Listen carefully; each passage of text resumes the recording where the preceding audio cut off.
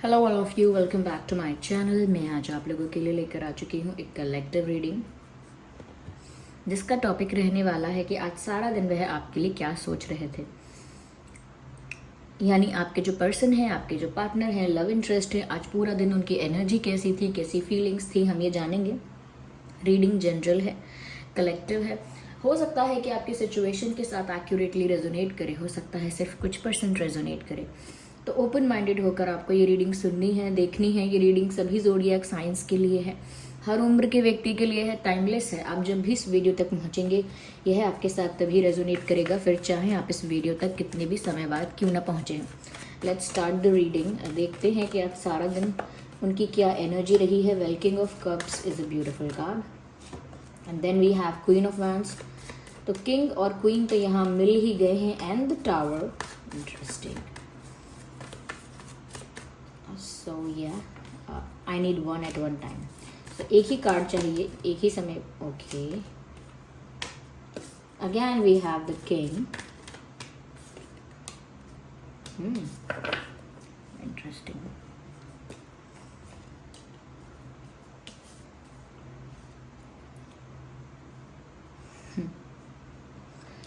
Viewers, यहाँ पर king of cups है और क्वीन ऑफ वैंड्स है एंड किंग ऑफ स्वॉर्ड्स भी है।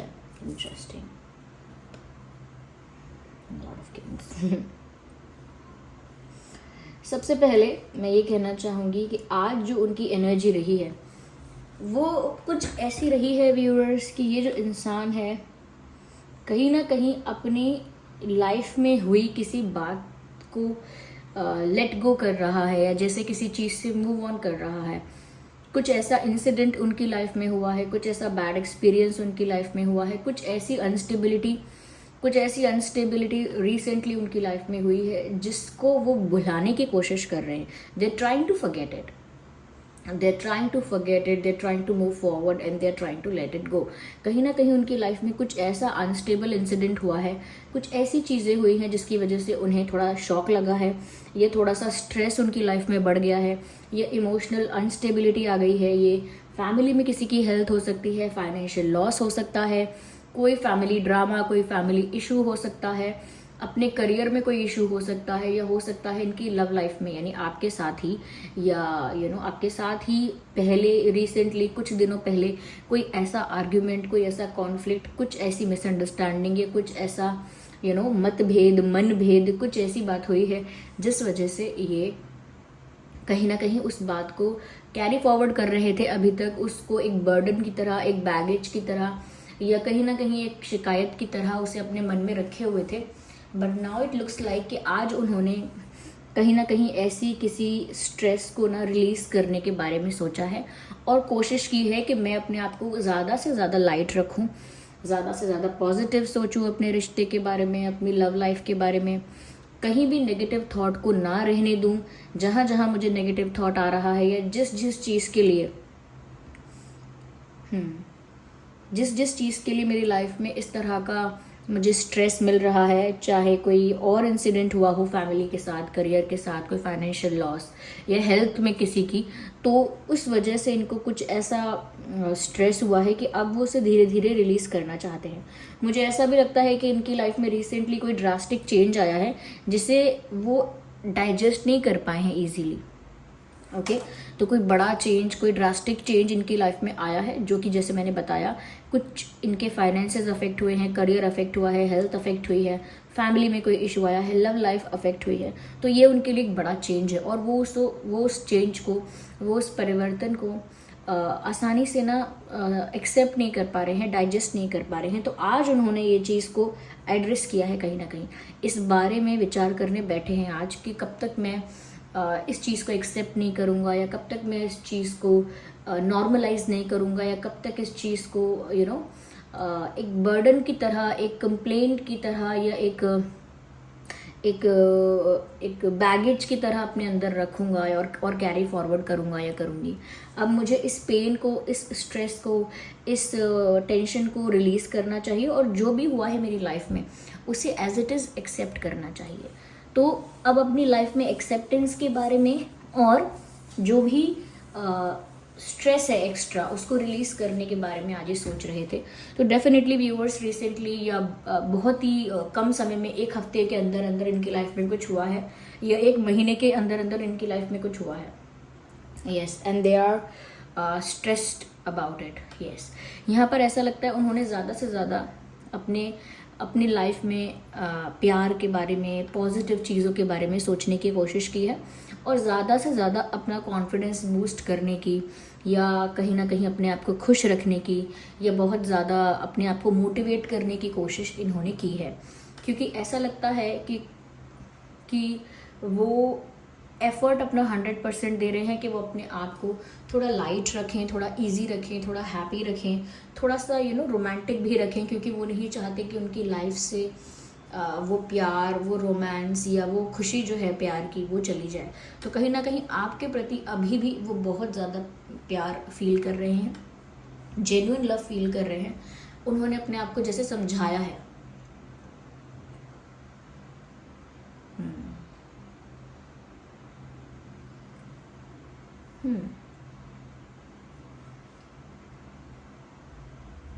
जैसे खुद को समझाया है कि मुझे प्यार पर ज़्यादा फोकस करना चाहिए, इश्यूज़ पर कम फोकस करना चाहिए। इम्पॉर्टेंट क्या है कि मैं प्यार करता हूँ, वो प्यार करते हैं या नहीं, ये इम्पॉर्टेंट नहीं है कि इशू क्या हुआ, आर्ग्यूमेंट क्या हुई, रीज़न क्या था। तो कहीं ना कहीं वो फोकस तो अच्छी चीज़ों पर ही करने की कोशिश कर रहे हैं। And they are feeling love for you, ये बहुत ज़्यादा प्यार आपके लिए फील कर रहे हैं। जेन्युइन इनकी फीलिंग्स हैं, प्योर इनकी फीलिंग्स हैं। कहीं ना कहीं ये आपको लेके सीरियस हैं। चाहे कोई भी इशू, सेपरेशन, कोई भी कॉन्फ्लिक्ट आप लोगों के बीच में हुआ हो, या इनकी लाइफ में अदर एरियाज़ में कुछ भी हो रहा हो, लेकिन कहीं ना कहीं उस चीज़ की वजह से ये अपने इमोशनल स्पेस को, या कह सकते हैं अपनी लव लाइफ को अफेक्ट नहीं होने देना चाहते। तो कहीं ना कहीं आज सारा दिन उन्होंने पॉजिटिव रहने की कोशिश की, आपको याद कर करके, आपको सोच सोच के रोमांटिक और हैप्पी रहने की कोशिश की, और कहीं ना कहीं आपके लिए जो भी उनकी फीलिंग्स हैं, इमोशंस हैं, उसमें ज़्यादा इन्होंने फोकस किया। साथ ही साथ यहाँ पर ऐसा लगता है कि कहीं ना कहीं अपने आप को समझाया, ये कह सकते हैं खुद को ज़्यादा मोटिवेट किया, अपने आप को ही खुद को ज़्यादा मोटिवेट किया, खुद को ज़्यादा कॉन्फिडेंट रखने की कोशिश की, एनर्जेटिक और हैप्पी रखने की कोशिश की, और कहीं ना कहीं जो भी ये कर रहे थे उसमें अपना 100% देने की कोशिश की। जैसे कोई काम कर रहे हैं, ऑफिस में है, पढ़ाई में है, चाहे घर का काम है या कोई और काम है, what ever they were doing, चाहे कुछ सीख रहे हैं, चाहे किताब क्यों ना पढ़ रहे हों, या ड्राइव क्यों ना कर रहे हों, अच्छे से किया जो भी किया। क्योंकि उनको सैडनेस पर से, या अनस्टेबिलिटी जो भी उनकी लाइफ में हुई है, उसकी वजह से इन्हें अपनी लाइफ को बहुत ज़्यादा अफेक्ट नहीं होने देना था। सो ऐसा लगता है कि जो भी किया है, एनर्जेटिक होके किया है, अपने आप को मोटिवेटेड रखा है, साथ ही साथ अपने आप को समझाया है बहुत ज़्यादा कि I am powerful, I am courageous, ऐसे खुद को भी समझाया है, आई एम ब्रेव। तो खुद को उन्होंने समझाया। अब ऐसा ही नहीं कि एग्जैक्टली यही बोल के समझाया होगा, बस अपने आप को ट्रेंड किया है, प्रिपेयर किया है कि मुझे उदास नहीं रहना है, मुझे ऐसे मुंह लटका के नहीं बैठना है, मुझे कॉन्फिडेंट रहना है, मोटिवेटेड रहना है। अभी भी मेरे पास वो हिम्मत है, वो करेज है, वो कॉन्फिडेंस है, मैं जो चाहूँ कर सकती हूँ, कर सकता हूँ, इतना भी कुछ नहीं बिगड़ा है, my life is not that bad, my life is fine. तो कहीं ना कहीं उन्होंने अपने आप को समझाया है। और मुझे ऐसा लगता है व्यूवर्स कि इनकी लाइफ में जो अनस्टेबिलिटी आई है वो एक ऐसा एक्सपीरियंस है, ज़रूरी नहीं है कि आपके बारे में बात हो रही है, कि आपके साथ जो कॉन्फ्लिक्ट हुआ है कि ये सिर्फ वही बात है, ज़रूरी नहीं है कि ये एक लव लाइफ के कॉन्फ्लिक्ट की बात है। इनकी लाइफ में कुछ ऐसा हुआ है व्यूअर्स रिसेंटली, जिसकी वजह से इनकी लाइफ में चेंज बहुत ज़्यादा आया है, ट्रांसफॉर्म हुई है इनकी लाइफ। ये आप बेटर जानते होंगे कि किस तरह की चेंजेस और किस तरह का एक ट्रांसफॉर्मेशन इनकी लाइफ में चल रहा है। क्योंकि ऐसा लगता है व्यूअर्स कि यहाँ पर जो भी ट्रांसफॉर्मेशन आया है वो इस इंसान की लाइफ में ग्रोथ के लिए ही आया है, लेकिन अभी ये इंसान इस चीज़ को नहीं समझ रहा है। अभी ये सोच रहे हैं कि मुझे ये सब कैसे, स्ट्रेस कैसे रिलीज़ करूँ, अपने आप को खुश कैसे रखूँ, अपने आप को मोटिवेटेड रखूँ, कहीं ना कहीं मेरा जो स्ट्रेंथ है, करेज है, ये मेरा जो कॉन्फिडेंस है वो रिड्यूस ना हो जाए। तो उन चीज़ों पर फोकस वो कर रहे हैं। लेकिन ऐसा लगता है कि ये जो ट्रांसफॉर्मेशन आया है इनकी लाइफ में, आ रहा है, वो इनके अच्छे के लिए आ रहा है। अगर लव लाइफ की बात भी देखें तो इनकी लव लाइफ में भी अच्छा ही होगा, इसीलिए इनकी लाइफ में एक ड्रास्टिक चेंज आया है, एक टावर मोमेंट आया है। जो भी चीज़ें इनको सर्व नहीं कर रही थी, इनकी लाइफ में नेगेटिव थी, चाहे वो थर्ड पार्टी थी या कोई और सिचुएशन ऐसी थी, वो सब इनकी लाइफ से रिलीज़ हो रहे हैं। ओके, तो ये थोड़ा सा उस वजह से एंग्शियस हो सकते हैं कि इनकी लाइफ में क्या हो रहा है।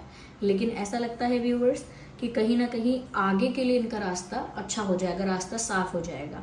अभी इनको वो चीज़ समझ में नहीं आएगी, later on they will realise कि जो हुआ अच्छे के लिए हुआ। तो यहाँ पर मुझे ऐसा लग रहा है कि इन्होंने स्ट्रेस पर से अपना फोकस हटा के प्यार पर फोकस करने की कोशिश की।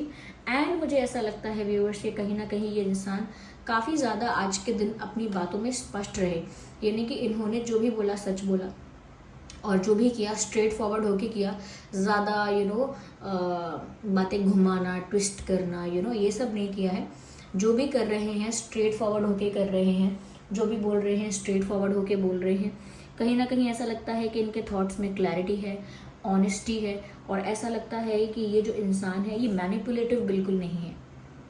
आज के दिन भी मुझे ऐसा लगता है कि थोड़ा सा लोगों को इनका बिहेवियर ऐसा लगा होगा, जो लोग इनके दिल के अंदर नहीं झांक सकते कि ये आपके लिए कितना प्यार फील कर रहे हैं, तो देखने वालों को ऐसा लगा होगा कि इनका बिहेवियर आज थोड़ा रूड है, ये काइंड ऑफ थोड़ा इनका मूड ऑफ है, ऐसा लगा होगा इनको देखने से। पर ऐसा लगता है कि ये रूड नहीं थे, दे वर जस्ट बीइंग क्वाइट। तो शांत भी बहुत रहे हैं ऐसा लगता है आज के दिन। यस, और मुझे ये लग रहा है कि कहीं ना कहीं शांति में इन्होंने अपने आप को मोटिवेट किया है, उन्होंने प्यार के बारे में सोचा है, कहीं ना कहीं इन्होंने खुद को हील किया है। आज ऐसा कह सकते हैं मेंटली खुद को हील किया है, अपनी मेंटल पीस को मेंटेन करने की कोशिश की है, और अपनी लव लाइफ के बारे में अच्छा सोचने का प्रयास किया है।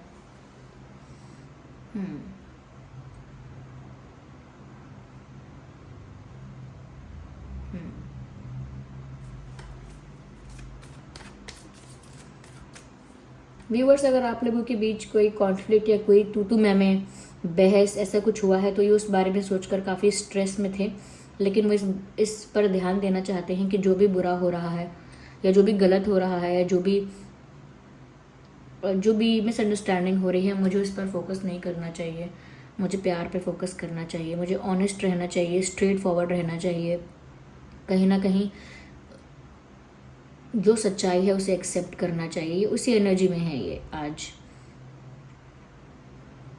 कहीं ना कहीं वो आपके लिए ऐसा सोच रहे हैं व्यूअर्स कि आप उनकी लाइफ में ब्राइट लाइट जैसे हैं, यानी कि उनकी लाइफ में ना रिलैक्सेशन है आप, ये एक रोशनी है उनकी लाइफ में आप, एक उनकी लाइफ में आप एक मोटिवेशन है, एक स्ट्रेंथ है।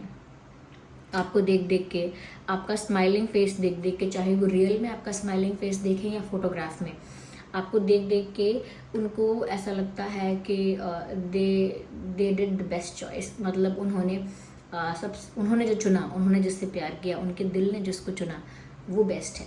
तो कहीं ना कहीं आपको देखकर उन्हें प्राउड भी फील होता है कि मैंने जिसको प्यार किया है वो ये है। तो कहीं ना कहीं आपकी फ़ोटो देखकर उन्हें ज़्यादा खुशी मिलती है, आपका चेहरा देखकर उन्हें अच्छा लगता है, रिलैक्स्ड फील होता है, कहीं ना कहीं उनको एनर्जेटिक भी फील होता है लाइफ में।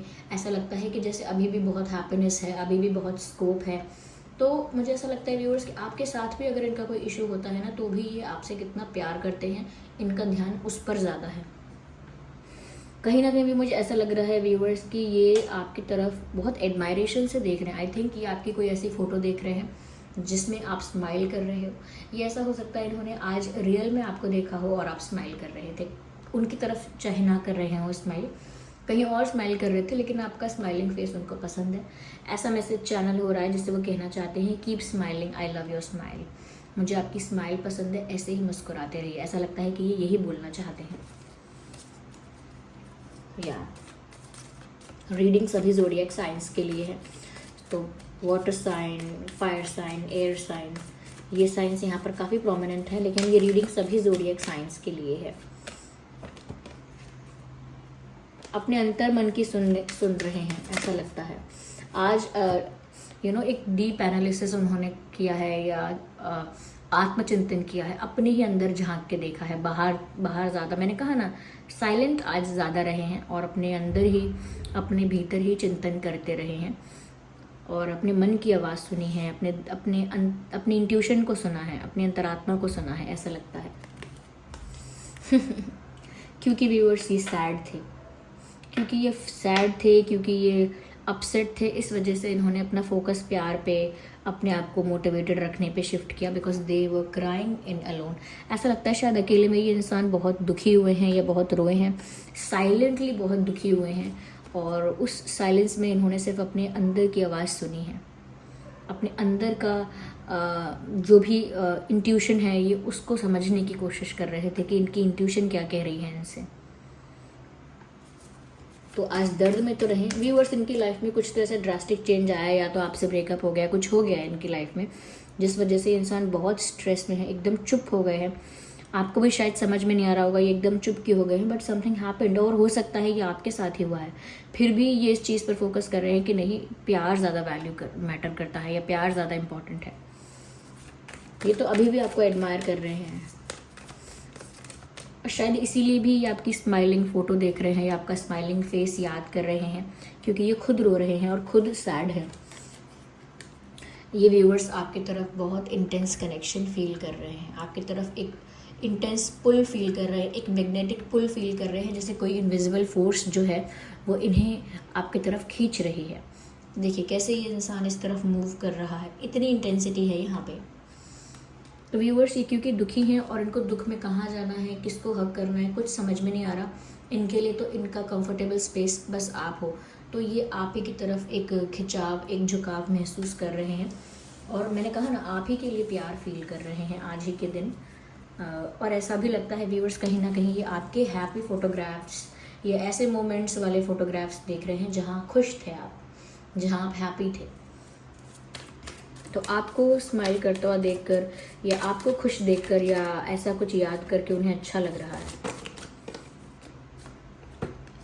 They want this union any how, उनको आपके साथ ये यूनियन चाहिए, वो इसी यूनियन को मैनिफेस्ट कर रहे हैं, वो आपके साथ कंप्लीशन चाहते हैं, यूनियन चाहते हैं, एक होना चाहते हैं, और इस चीज़ के लिए वो प्रे कर रहे हैं, मैनिफेस्ट कर रहे हैं, ऐसा दिखता है। आपकी तरफ खिंचाव महसूस कर रहे हैं, आपके बिना दुखी हैं, उन्हें आपका साथ चाहिए। ये सब क्या है, ये सब उनकी अंतरात्मा की आवाज़ है, ये उनका अंतर्मन उनसे यही कह रहा है। They have genuine feelings for you, yes they are admiring you and they have genuine feelings for you.